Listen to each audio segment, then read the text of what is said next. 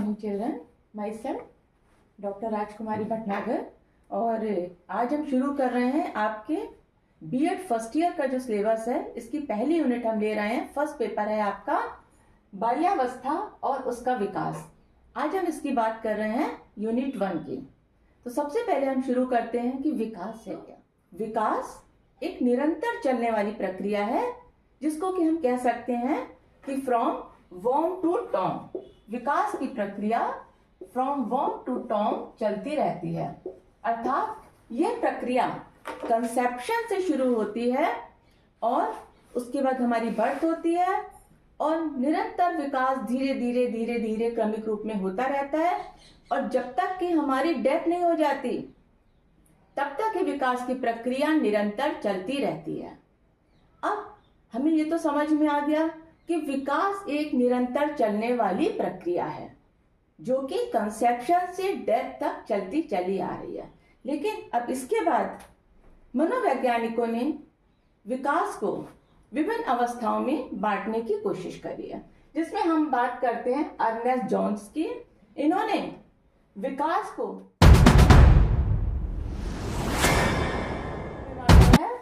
शैशवावस्था, बाल्यावस्था, किशोरावस्था और प्रौढ़ावस्था। शैशवावस्था जन्म से 5 या 6 वर्ष की अवस्था है, बाल्यावस्था 6 से 12 वर्ष की अवस्था, किशोरावस्था 12 से 18 वर्ष की अवस्था तथा प्रौढ़ावस्था 18 वर्ष के बाद की अवस्था है। यहाँ पर हम आपकी प्रथम यूनिट में मेनली हमारा फोकस है बाल्यावस्था के ऊपर, जो कि 6 से 12 वर्ष तक की अवस्था है। अब अगर हम विकास की बात करें तो विकास एक बहुमुखी प्रक्रिया है, और विकास के अंतर्गत हम सर्वांगीण विकास की बात करते हैं। अगर हम यहाँ पर देखें तो सर्वांगीण विकास में यहाँ पर हम मान के चलते हैं बच्चे का सामाजिक विकास, उसका संवेदात्मक विकास, उसका मानसिक विकास और उसका शारीरिक विकास। ये सारे विकास की प्रक्रियाएं निरंतर लेकिन एक क्रमिक गति से चलती रहती हैं। अब इसके साथ साथ एक नया शब्द आता है वृद्धि। वृद्धि क्या होती है? देखिए, विकास हमको समझ में आ गया कि ड्यूरिंग कंसेप्शन टू डेथ विकास की प्रक्रिया, लेकिन जब हम वृद्धि की बात करते हैं तो वृद्धि का संबंध हमारे फिजिकल डेवलपमेंट, जिसको कि आप शारीरिक विकास कहते हैं, ये हमारे वृद्धि से संबंधित होता है। हमारा एक निश्चित समय तक हाइट बढ़ती है और वेट बढ़ता है। यह अवस्था लगभग हमारी जन्म से लेकर के किशोरावस्था तक होती है, लेकिन धीरे धीरे हाइट एक अवस्था में आके रुक जाती है, लेकिन व्यक्ति के भार में उतार चढ़ाव होते रहते हैं। तो जब हम अंतर की बात करते हैं तो विकास एक विस्तृत शब्द है और वृद्धि एक ऐसा शब्द है जो विकास के अंतर्गत आता है। अब अगर हम ये मान के चलते हैं कि विकास में इसके अंतर्गत हमारे शारीरिक, मानसिक, संवेगात्मक और सामाजिक हर तरह के विकास आ रहे हैं, लेकिन जब हम बात करते हैं फिजिकल डेवलपमेंट की तो वहां पर हमारा मतलब केवल वृद्धि से होता है। अर्थात विकास एक बहुत बड़ा शब्द है और वृद्धि उसके अंदर आने वाला एक छोटा सा पार्ट है। अब वृद्धि को हम प्रत्यक्ष रूप से माप सकते हैं, अर्थात हम बालक के हाइट और वेट का मापन कर सकते हैं, लेकिन विकास के अन्य एस्पेक्ट्स जैसे मानसिक है, संवेगात्मक है, सामाजिक है, इनका हम प्रत्यक्ष रूप से मापन नहीं कर सकते। इनका मापन करने के लिए हमें विभिन्न प्रकार के मनोवैज्ञानिक परीक्षणों का प्रयोग करना पड़ता है। एक और बहुत इंपॉर्टेंट अंतर है, एक सीमा पर वृद्धि की प्रक्रिया रुक जाती, अर्थात अभिवृद्धि एक निश्चित सीमा तक होती है और विकास एक निरंतर चलने वाली प्रक्रिया है। इसके बाद एक पॉइंट और आता है हमारा, अभिवृद्धि की एक दिशा और एक सीमा होती है।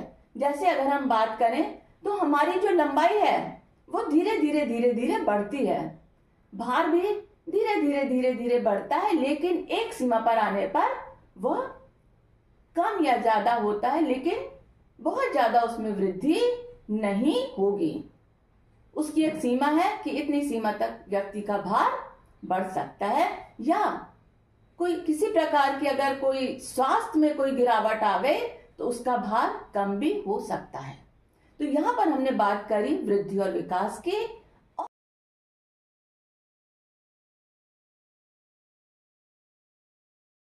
विकास के विभिन्न सिद्धांतों की बात करते हैं। तो विकास के सिद्धांत देखिए, जैसे हमारे जीवन के कुछ ना कुछ नियम होते हैं, उन नियमों पर ही हमें चलना होता है, उन नियमों के अनुसार ही हमारा जीवन आगे बढ़ता है। जब बालक विकास की एक अवस्था से दूसरी अवस्था में प्रवेश करता है तो उसमें कुछ परिवर्तन होते हैं। अध्ययनों ने सिद्ध कर दिया है कि ये जो परिवर्तन है ये कुछ निश्चित सिद्धांतों का अनुसरण करते हैं। एक अवस्था से दूसरी अवस्था में जाने पर कुछ निश्चित सिद्धांत हैं जिनका कि अनुसरण करना जरूरी होता है और ये अपने आप होते चले जाते हैं। तो विकास के जब हम सिद्धांतों की बात करते हैं तो विकास का पहला सिद्धांत है विकास की दिशा का सिद्धांत। हम कहते हैं सिफेलोकॉर्डल विकास क्रम, विकास की दिशा का सिद्धांत। अगर हम सिफेलोकॉर्डल की बात करें तो हिंदी में कहते हैं मस्तिका दो मुखी।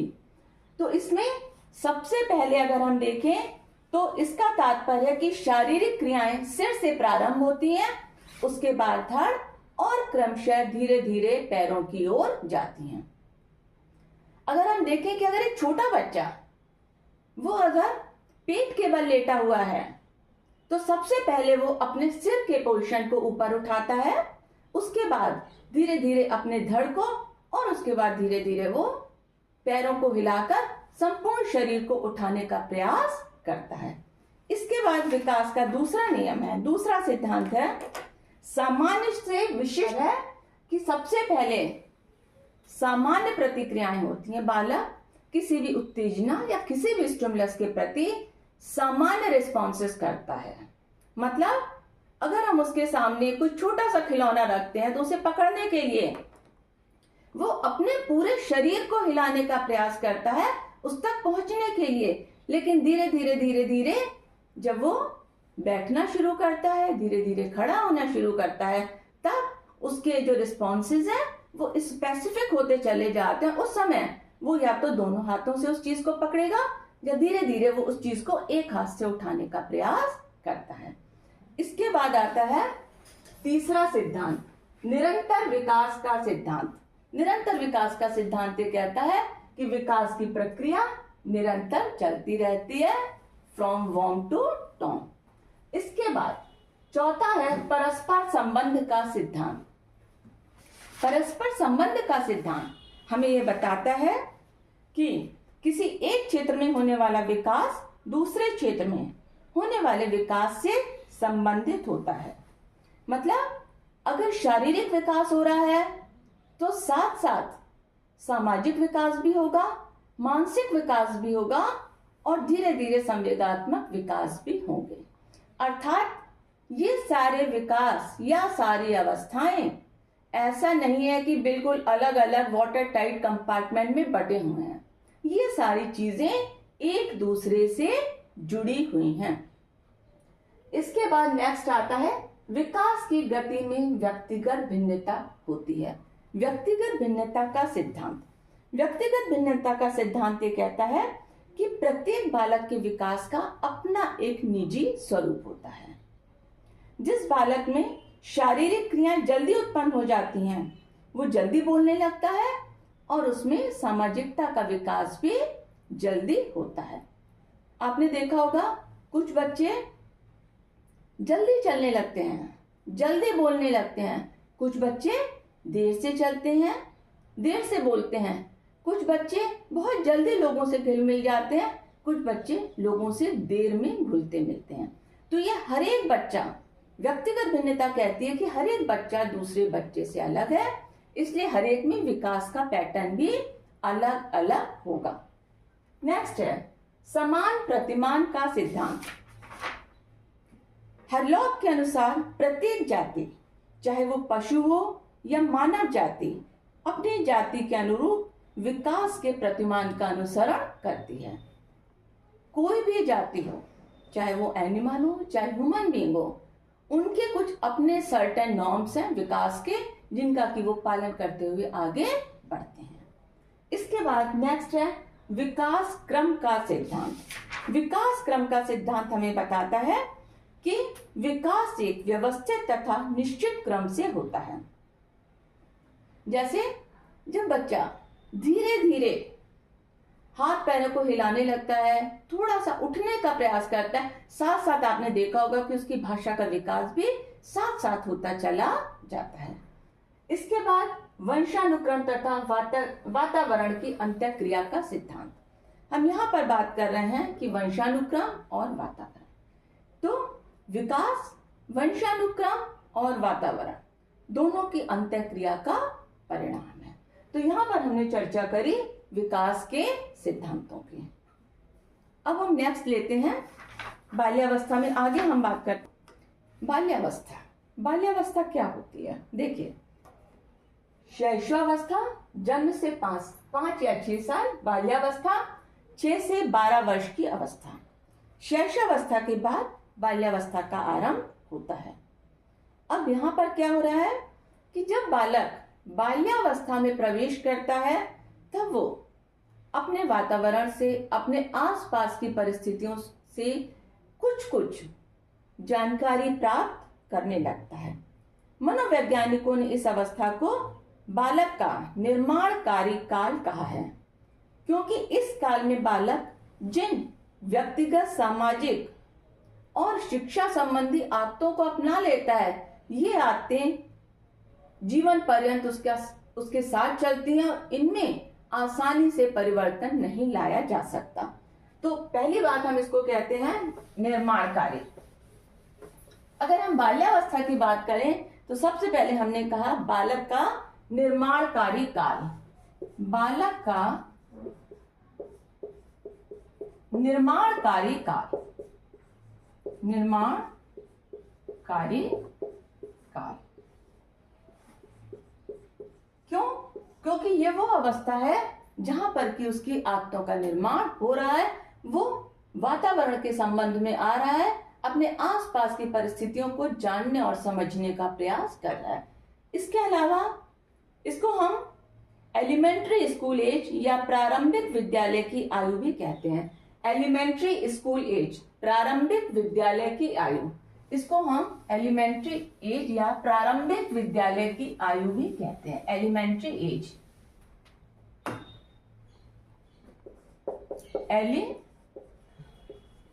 Elementary as.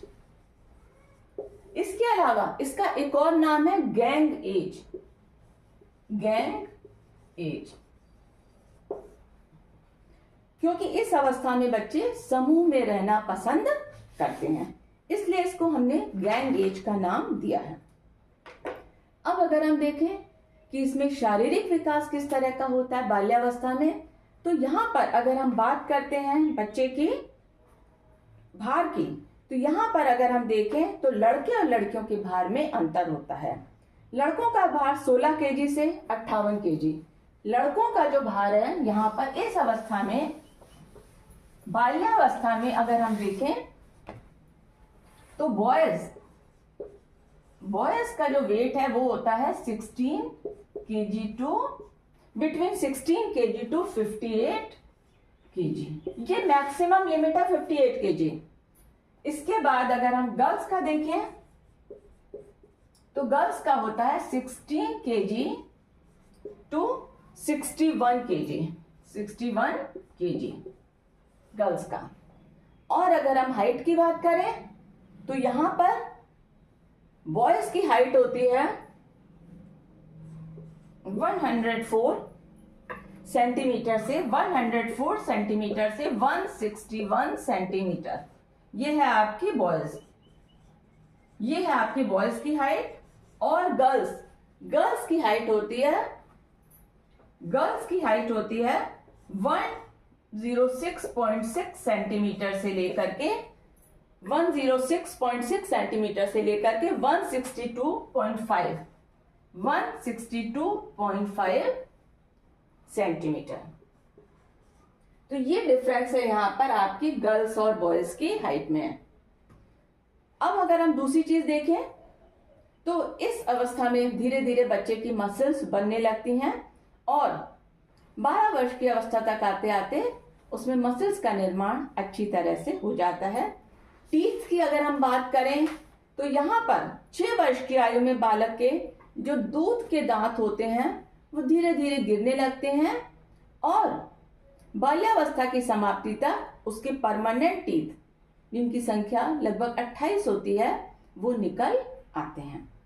अब क्या होता है कि जब बच्चे के परमानेंट टीथ आने लगते हैं तो उसके फेस में चेंजेस भी आने लगते हैं, क्योंकि परमानेंट टीथ आ गए तो उसका जो एक फेस था उसमें थोड़ा बहुत चेंज आ जाता है।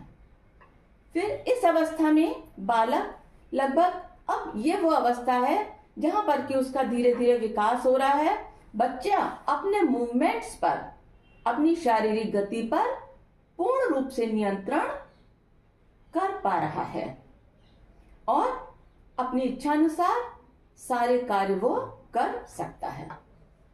सबसे बड़ी बात है कि इस अवस्था में बच्चा खेल कूद में लगा रहता है। इस अवस्था में उसे खेलना कूदना, समूह में रहना बहुत अच्छा लगता है। अब आता है नेक्स्ट है हमारा मोटर डेवलपमेंट। शारीरिक विकास के अध्ययन में बालक के मोटर डेवलपमेंट को हिंदी में कहते हैं गामक शक्तियां। अब जब हम शारीरिक विकास की बात कर रहे हैं तो जरूरी है कि उसमें उसके मोटर डेवलपमेंट की बात भी हम करें, क्योंकि शारीरिक विकास के साथ साथ उसकी क्रियात्मक क्षमता का भी होना बहुत जरूरी है।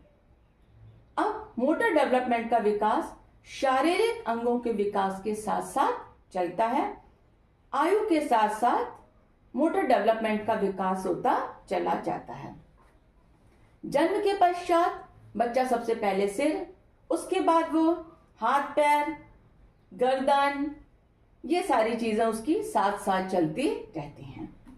अच्छा, अब अगर हम बात करते हैं मोटर डेवलपमेंट की तो यहाँ पर 3 चीजें हैं, गति, शक्ति और समन्वय। मोटर डेवलपमेंट में मुख्य रूप से 3 चीजें आती हैं, गति, शक्ति और समन्वय। गति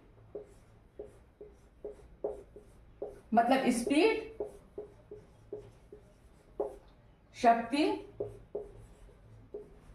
मतलब स्ट्रेंथ और समन्वय।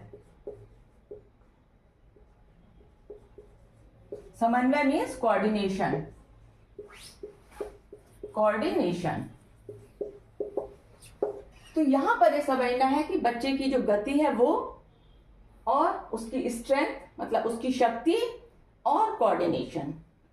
अब गति से मतलब है कि जब उसका मोटर डेवलपमेंट हो रहा है तब उसकी जो गति है उसमें धीरे धीरे एक्यूरेसी भी होनी चाहिए। यहां पर हम एक्यूरेसी से मतलब है कि जो भी उसके रिस्पॉन्सेज हैं वो एक्यूरेट और सही तरीके से होने चाहिए और बच्चा कितना कार्यकुशल है, वो कितने कम समय में अच्छे से किसी भी कार्य को परफॉर्म कर पा रहा है। इसके बाद आता है हमारा नेक्स्ट है हमारा मानसिक विकास। अब यहां पर ध्यान रखिएगा कि मोटर में 3 चीजें हैं, गति, शक्ति और समन्वय। ये इसके 3 इंपॉर्टेंट पहलू हैं जो हमें ध्यान में रख करके चलने हैं। अब जब हम मानसिक विकास की बात करते हैं तो जैसे जैसे बच्चे की आयु बढ़ती है वैसे वैसे उसके मस्तिष्क का विकास होता चला जाता है और वो अपने चारों ओर के वातावरण से ज्ञान प्राप्त करता है। जब वो वातावरण से ज्ञान प्राप्त करता है तभी धीरे धीरे धीरे उसका मानसिक विकास होता है और वो वातावरण की परिस्थितियों के अनुकूल समायोजन स्थापित करता चला जाता है। अगर हम व्यापक अर्थ में कहें तो मानसिक विकास के अंतर्गत बच्चे को उसकी स्मरण करने की शक्ति, ध्यान केंद्रित करने की योग्यता, निरीक्षण, विचार, तर्क, समस्या समाधान करने की योग्यता आती है। अब अगर हम वर्ष के अनुसार देखें तो 6 वर्ष का बालक सरल प्रश्नों के उत्तर दे सकता है, वो बिना रुके 15 तक गिनती सुना सकता है, समाचार पत्र पत्रिकाओं में बने चित्रों के नाम बता सकता है। 7 वर्ष में छोटी छोटी घटनाओं का वर्णन कर सकता है, विभिन्न वस्तुओं में समानता और अंतर बता सकता है, 5 से 6 अंकों की संख्या को दोहरा सकता है। 8 वर्ष का बालक छोटी छोटी कविताएं, कहानियों को याद करके सुना सकता है और उससे संबंधित प्रश्नों के उत्तर दे सकता है।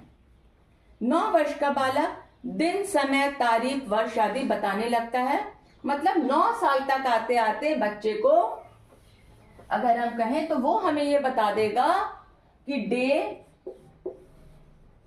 टाइम, मनी, डेट, इन सबके कंसेप्ट बच्चे को क्लियर होने लगते हैं। 10 वर्ष का बालक 3-4 मिनट में 60 से 70 शब्द बता सकता है और दैनिक जीवन की उसको अपने दैनिक जीवन की नियमित दिनचर्या का ज्ञान हो जाता है। फिर धीरे धीरे बच्चा बड़ा होता है तो 11 वर्ष के बच्चे में जिज्ञासा, निरीक्षण करने की शक्ति, तर्क शक्ति का विकास होने लगता है। वो वस्तुओं की तुलना करना सीख जाता है और 12 वर्ष तक आते आते उसके अंदर समस्या समाधान की योग्यता का विकास होने लगता है। तो यहाँ पर हमने बात कर रहे हैं शारीरिक विकास की, मानसिक विकास की बात करी हमने। अब हम बात करते हैं सामाजिक विकास। सामाजिक विकास का अर्थ बालक का सामाजिकरण। सामाजिक विकास का अर्थ उस प्रक्रिया से है जिसके द्वारा बालक सामाजिक परंपराओं और रीति रिवाजों के अनुसार व्यवहार करना सीखता है। देखिए, सामाजिक विकास में सबसे महत्वपूर्ण चीज है कि बच्चा समाज के नियमों को समझे, समाज के आदर्शों को समझे, समाज के कोड एंड कंडक्ट को समझे कि समाज में रह करके उसको किस प्रकार का आचरण करना है। और बच्चा जब धीरे धीरे ये आचरण करना सीखता जाता है तब हम कहते हैं कि उसके अंदर सामाजिकरण की प्रक्रिया धीरे धीरे हो रही है। सामाजिक विकास का अर्थ सामाजिक संबंधों में परिपक्वता को प्राप्त करना है। बालक का सामाजिक विकास उसकी शिक्षा पर बहुत ज्यादा निर्भर करता है। शिक्षा का एक प्रमुख उद्देश्य होता है बालक का सामाजिक विकास। अगर हम बाल्यावस्था में सामाजिक विकास की बात करें तो यहाँ पर विद्यालय का वातावरण बच्चे के सामाजिक विकास में बहुत महत्वपूर्ण भूमिका अदा करता है। इस आयु में सबसे बड़ी बात यह होती है कि बच्चा किसी न किसी समूह का सदस्य बने रहने का प्रयास करता है और समूह में रहकर के ही वो विभिन्न प्रकार के सामाजिक गुणों को अपनाता है। अब सामाजिक गुणों की अगर हम बात करें तो सबसे इंपॉर्टेंट जो सामाजिक गुण होते हैं बच्चे के अंदर, ये गुण होते हैं सहयोग और संगठन की भावना, समाज के नियमों को मानना, सहयोग की भावना, संगठन की भावना, परोपकार की भावना, दूसरे की मदद करने की भावना। समूह में सबसे बड़ी बात यह होती है कि बच्चे के अंदर एक वो न्याय करना सीख जाता है, सहनशीलता आती है और लोगों की रिस्पेक्ट करना, अपने से बड़ों की रिस्पेक्ट करना, या हमारा जो नेता है, नेता से मतलब अगर बच्चा खेल रहा है तो उसकी टोली का जो इंचार्ज है वो उसकी बात को मानेगा, दूसरों के प्रति सद्भावना। अब दूसरी चीज ये होती है कि जब धीरे धीरे बच्चा 12 वर्ष की आयु की ओर धीरे धीरे बढ़ रहा है, यहाँ पर बॉयज और गर्ल्स इनके अपने अपने ग्रुप्स बनने लगते हैं। बॉयज के संग खेलना पसंद करते हैं और गर्ल्स गर्ल्स के संग। इनके अपने खेल होते हैं। बॉयज ज्यादातर आपने देखा होगा कि वो आउटडोर गेम्स, उन्हें क्रिकेट खेलना है, उन्हें फुटबॉल खेलनी है, वो ऐसे गेम्स खेलते हैं जो ज्यादा समय वो घर के बाहर व्यतीत कर सकें। गर्ल्स समूह में रह करके ऐसे गेम्स खेलती हैं जिससे कि वो थोड़ा सा अपने घर के आसपास रहें। अब बाल्यावस्था में सबसे बड़ी एक जो प्रमुख चीज होती है वो होती है मित्रों का चुनाव। मित्र इनके बनते हैं वही जो इनके ज्यादातर कक्षा में पढ़ते हैं साथ में, या जो पास पड़ोस में इनके साथ में होते हैं। लेकिन वहां पर मित्रों का सही चुनाव करना बहुत ज्यादा जरूरी होता है। अब इस समय सबसे बड़ी बात यह है कि बच्चा आत्म केंद्रित नहीं है, वो जो कुछ भी कर रहा है वो समाज से एक एक्सेप्टेंस चाहता है, समाज स्वीकृति। वो समाज में रह करके ऐसे कार्यों को करना चाहता है जिसमें कि समाज उसकी प्रशंसा करे, और ऐसे कामों को वो करने का प्रयास कम करता है जहां पर कि उसको लगता है कि उसको दंड मिल सकता है, या यहां पर समाज इसकी प्रशंसा नहीं करेगा। इस अवस्था में सामाजिक स्वीकृति और प्रशंसा, जैसा कि मैंने बताया, ये दो महत्वपूर्ण चीजें होती हैं। सबसे इंपॉर्टेंट चीज है कि अगर यहाँ पर माता पिता और समाज, उसके शिक्षक उसकी भावनाओं का ध्यान रखते हैं तो बच्चे के अंदर एक सामाजिक स्वीकृति की भावना उत्पन्न होती है, और बच्चा समाज द्वारा जो अस्वीकृत व्यवहार है उनको करने की सोच भी नहीं सकता। यहाँ पर बच्चा ऐसे व्यवहार नहीं करेगा जिनको कि समाज स्वीकार नहीं करता है। कई बार बच्चे सामाजिक स्वीकृति पाने के लिए कुछ इस तरह के व्यवहार करने लगते हैं जिससे कि वो कभी कभी बाल अपराधी या समस्यात्मक बालक बन जाते हैं। तो यहाँ पर हमने बात करी आपके सामाजिक विकास की। अब आता है हमारा नेक्स्ट है हेरिडिटी और एनवायरनमेंट। मनोवैज्ञानिकों के बीच में ये एक महत्वपूर्ण प्रश्न है कि बालक के विकास पर वातावरण का ज्यादा प्रभाव पड़ रहा है या आनुवंशिकता का प्रभाव पड़ रहा है। अलग अलग मनोवैज्ञानिकों ने अलग अलग बहुत सारी चर्चाएं करी, बहुत सारे अनुसंधान करे और इस निष्कर्ष पर पहुंचे कि बालक के विकास पर उसके पर्यावरण और उसकी आनुवंशिकता दोनों का ही प्रभाव पड़ता है।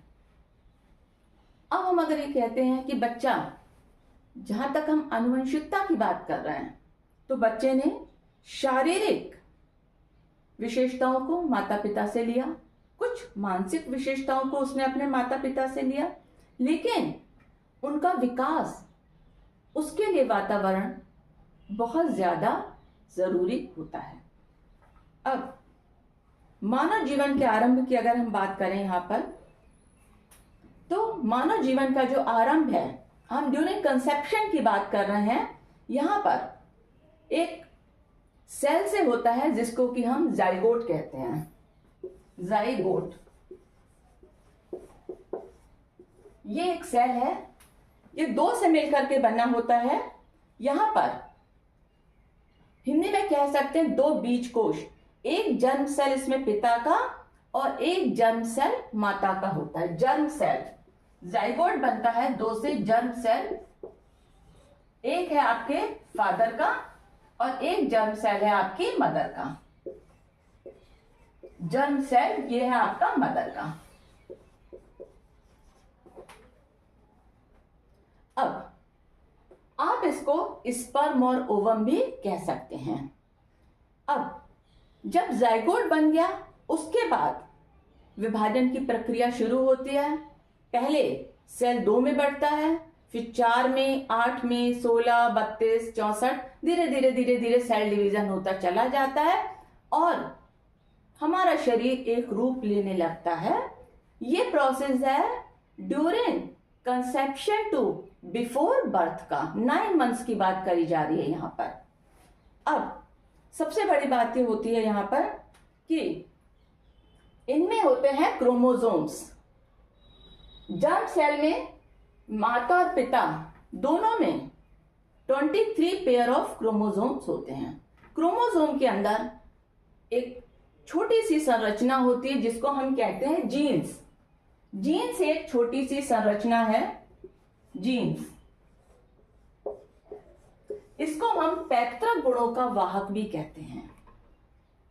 जीन्स में छुपे हुए वंशानुक्रमी कारक हैं, ये जीन्स हैं और यही मुख्य रूप से माता पिता के गुणों को बच्चों में पहुंचाते हैं और जीन्स ही शारीरिक और मानसिक गुणों को लेकर के जाते हैं। अब वंशानुक्रमी गुणों में माता पिता, दादा दादी, परदादा परदादी और अन्य पूर्वजों के गुण भी धीरे धीरे आते हैं।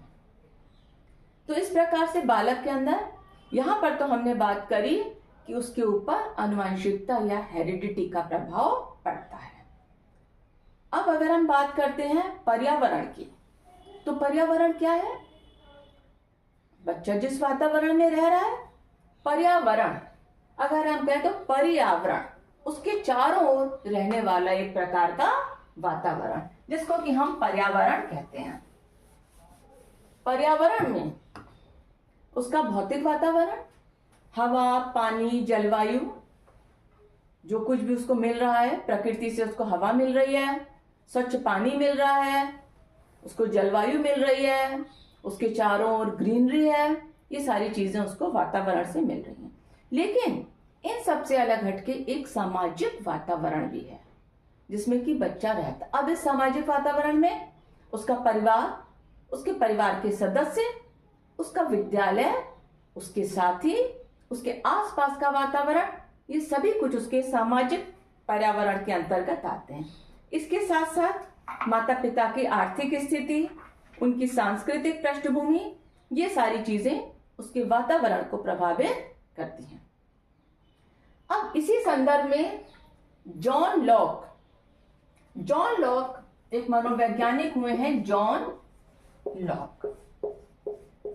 लॉक ने कहा था कि जन्म के समय बच्चे का मस्तिष्क एक कोरी स्लेट की तरह होता है, उस पर आप कुछ भी लिख सकते हैं। मतलब बच्चे का ब्रेन एक क्लीन स्लेट की तरह है, जैसे अगर ये व्हाइट बोर्ड है, इस पे सब कुछ मिटा दिया जाए तो देखिए हम अपने अनुसार इस पर जो चाहे वो लिख रहे हैं। सेम चीज बच्चे के साथ होती है कि बच्चे का ब्रेन क्लीन स्लेट है और वातावरण में उसके ऊपर कुछ भी लिखा जा सकता है।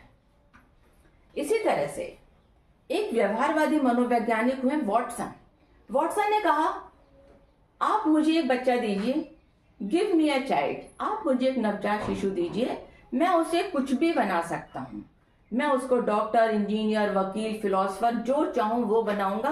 अर्थात बच्चे के ऊपर वातावरण का प्रभाव पड़ रहा है। तो अगर हम जॉन लॉक की बात करते हैं या वॉटसन की बात करते हैं, तो दोनों ने ही बच्चे की परवरिश में वातावरण को बहुत ज्यादा महत्वपूर्ण माना है।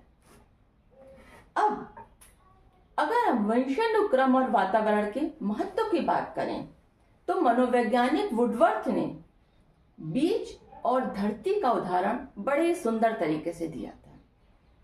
इन्होंने कहा कि अगर बीज और धरती के संबंध को हम समझ लेंगे तो हम हेरिडिटी और एनवायरनमेंट को बहुत अच्छी तरह समझ जाएंगे। अगर बीज हमारी हेरिडिटी है और धरती हमारा एनवायरनमेंट है, तो अगर बीज अच्छा नहीं है तो धरती कुछ नहीं कर पाएगी, और अगर बीज बहुत अच्छा है, धरती अच्छी नहीं है, तब भी उसका विकास नहीं हो पाएगा। तो दोनों के लिए ही हेरिडिटी और एनवायरनमेंट बेहद जरूरी है। एक अच्छा बीज, सुंदर, स्वस्थ और लहलहाता हुआ पौधा तभी बन सकता है जब हम उसे अच्छी भूमि दें और अच्छी खाद और पानी दें। बीज के अच्छे होने और धरती के खराब होने से उपज अच्छी नहीं होगी। इसी प्रकार धरती बहुत अच्छी हो और बीज खराब हो तो भी उपज अच्छी नहीं होगी। तो यहाँ पर जो संबंध वंशानुक्रम और वातावरण का है, वही संबंध बीज और धरती का है। तो बालक के व्यक्तित्व के विकास में वंशानुक्रम और वातावरण दोनों ही बेहद महत्वपूर्ण है। अब अगर हम शिक्षा में बात करें कि शिक्षा में हमें इसकी क्या आवश्यकता है, तो सबसे बड़ी चीज है कि शिक्षक को बालकों के शारीरिक विकास और व्यक्तित्व भिन्नता दोनों को ध्यान में रखना है। उसे आनुवंशिकता और एनवायरनमेंट दोनों का ज्ञान होना बहुत जरूरी है, तभी वो एक कुशल बालक या एक अच्छी भावी पीढ़ी का निर्माण कर सकेगा। जब उसको आनुवंशिकता का भी पता है कि बच्चा क्या गुण जन्म से लेकर के आ रहा है और वातावरण में उसकी किन चीजों को, उसकी कौन सी क्षमताओं को, कौन सी योग्यताओं को हम बेहतर तरीके से उनका विकास कर सकते हैं और उन्हें बेहतर बना सकते हैं, जिससे कि वो भविष्य में देश का एक बहुत बेहतर नागरिक। यहाँ हम स्टार्ट कर रहे हैं मोटर डेवलपमेंट, जिसको कहते हैं गामक विकास। शारीरिक विकास के अध्ययन में बालक की गामक शक्तियों के विकास का अध्ययन बहुत आवश्यक है, क्योंकि शारीरिक विकास के साथ साथ उसकी क्रियात्मक क्षमता का होना भी बहुत महत्वपूर्ण है। गामक शक्ति का विकास शारीरिक अंगों के विकास के साथ साथ चलता है। आयु वृद्धि के साथ गामक शक्तियों का विकास होता रहता है। जन्म लेने के पश्चात बच्चा हाथ पैर हिलाने, उनको सिकोड़ने, फैलाने की प्रक्रिया करने लगता है। धीरे धीरे गर्दन, आंख की पुतलियां, धड़ तथा अन्य अंगों का मूवमेंट शुरू हो जाता है और इन्हीं अंगों के संचालन की क्रिया और उसमें होने वाले, अब जो इसके अंगों का संचालन हो रहा है, हाथ पैर का जो मूवमेंट हो रहा है, इसमें धीरे धीरे जो परिवर्तन होता चला जा रहा है, उसको हम मोटर डेवलपमेंट कहते हैं, जो कि हमारे फिजिकल डेवलपमेंट के साथ साथ होता चला जाता है। इसमें 3 फैक्टर्स बहुत इंपॉर्टेंट हैं।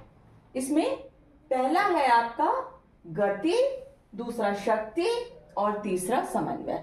आपको मोटर डेवलपमेंट में इन 3 फैक्टर्स को देना बहुत जरूरी है।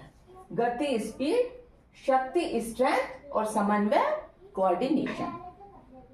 आप कह सकते हैं समन्वय से मतलब जैसे आई हैंड कोऑर्डिनेशन होता है। अब आई हैंड कोऑर्डिनेशन की अगर हम बात करें तो हम क्या कर रहे हैं, हम ब्लैक बोर्ड से कोई चीज देख रहे हैं और हम लिख रहे हैं, लेकिन लिखने के साथ साथ गति क्या कह रही है कि हम उसे कितनी मतलब सही तरीके से लिख रहे हैं। हमने ब्लैक बोर्ड में से देखा और लिखना शुरू किया। हमारा आई हैंड कोऑर्डिनेशन क्या है कि हम देख रहे हैं और देखने के साथ साथ हम सही तरीके से लिख रहे हैं और लिखने में हम किसी प्रकार की कोई त्रुटि नहीं कर रहे हैं। धीरे धीरे हमारी स्पीड बढ़ेगी और स्पीड के साथ साथ एक्यूरेसी भी बढ़ती चली जाएगी। स्पीड, एक्यूरेसी और उनका कोऑर्डिनेशन, यही 3 फैक्टर हैं जो हमारे मोटर डेवलपमेंट को पूरी तरीके से सुचारू रूप से